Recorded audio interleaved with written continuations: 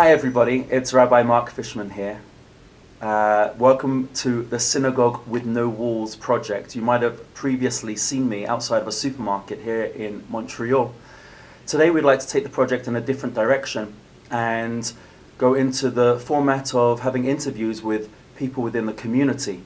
Today, this month is October, and it's been dedicated to Mental Health Awareness Month. And we're actually going to be hosting a Shabbaton in a couple of weeks on Friday the 26th of October. For more information and to register, please get in touch with the synagogue office. As a result of having a Shabbaton, we're going to be having a Friday night panel discussion with a mental illness survivor. We're going to be having a wellness and meditation leader, as well as a therapist and medical practitioner, all as part of a panel discussion. We invite the entire community to this. And to kick this off, I'm here with Liz Wiener here this morning. And I'd like to talk to you, Liz, about the subject of mental illness. Liz is going to be on our panel. And I'd like to start with the subject of destroying the stigma of mental illness. There seems to be a fear, there seems to be a great sense of being standoffish to anybody that's suffering or currently going through a process or period of mental illness. And how do we take away that stigma? Well, one of the ways we take away the stigma is by doing things like this Shabbaton on October 26th, is we talk about it. And the way to get comfortable with uncomfortable topics is to give them a chance to be out in the open. So the more we talk about mental illness, the less scary and dangerous and stigmatized it really becomes.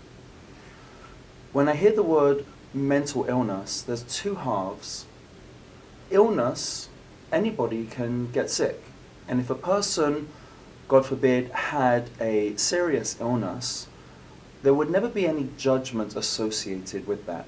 If a person was to be admitted into the hospital with a significant virus or disease, I don't think anybody would feel that they were at fault for that.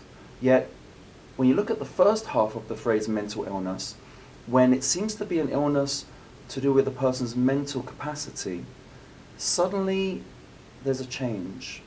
It's almost as if we can judge that person. Right, there's been this... Why is that true? Yes. And why is that? There's been this misconception, I think, that people who live with mental illness are somehow responsible for their illness. And you'll often hear people telling me, for example, I've lived with depression and generalized anxiety disorder my whole life. Go outside, get some fresh air. You're not taking care of yourself. Or this is my favorite one, is just you need to check on your perspective. Why aren't you grateful for the things you have, as though there is some control? But just like you can't control heart disease or you can't control thyroid disease, you can't control mental illness. You can manage it, certainly, but it's a chronic illness like any other illness. I like to think of it as a disease of the brain, and when I think of it that way, it seems to lend more legitimacy to the topic at hand. Do you believe that there seems to be just an increase in the general population's sense of anxiety today, feeling overwhelmed, thoughts or feelings of being seasonally affected in terms of our mood?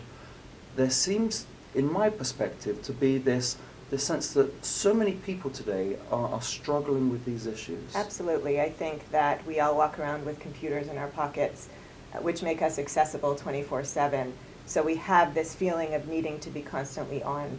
We're also a generation of parents who feel the need to helicopter around our children a little bit and not letting them make their own mistakes and take their own chances. And it ends up combining that with our careers and our families and our friends. It's a tremendous toll on our mental health. And there are ways to manage it. But I think a big part of what we are experiencing definitely has to do with smartphones. As you're speaking, I'm immediately thinking of Shabbat, because I think we miss a sense of balance in our lives We are always on the go. We are always seemingly running, accessible, doing. Where do we carve out time to be stopping? How do we find a way to withdraw from this world? Well, it doesn't happen magically, and that's one of the wonderful things about Shabbat is it's a chance to rest, to put your phone away, to not check on your emails, not be text messaging, and not be on social media. I think it has to be a concerted effort to say, for the next hour, I'm going to take care of myself, I'm going to put my phone down, and I'm going to read a book. Mm-hmm. It's really about practicing self-care and practicing self-compassion, being good to yourself. But there is a difference, I think, between what is a generalized sense of anxiety on the one hand and mental illness on the other. Could you elaborate or speak to that point? Well, we all struggle at different times in our lives with anxiety and stress, and those two things can actually be motivators to help us get things done, to step outside of our comfort zones, to do all kinds of different things. It's normal to feel stressed or anxious about particular situations.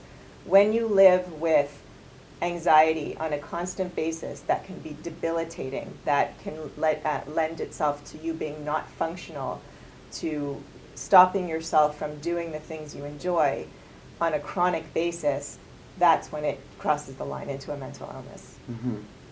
I think it's very important for me in the capacity of a rabbi to know my own limitations and boundaries when a person comes to me with some of the symptoms that you've been describing. Oftentimes it is counter helpful to say, make sure that you go for a walk outside. Make sure that you're able to, have moments where you can have quality time with the family. There are certainly times where a mental health professional needs to step into the picture, and good advice simply isn't going to help such an individual. Absolutely, and something that's very helpful for people who struggle with an anxiety disorder or depression is something called cognitive behavioral therapy, which is all about reframing your thoughts.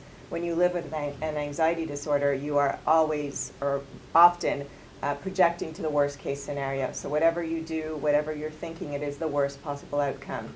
So cognitive behavioral therapy asks you to challenge those thoughts, to find proof for the negative thoughts.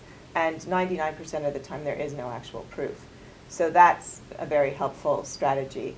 But the things you said, getting fresh air, taking some time for yourself, going for a walk, even practicing gratitude, those won't cure mental illness, but they can certainly help you manage it. Mm-hmm. Thank you very much. Thank you. Thank you.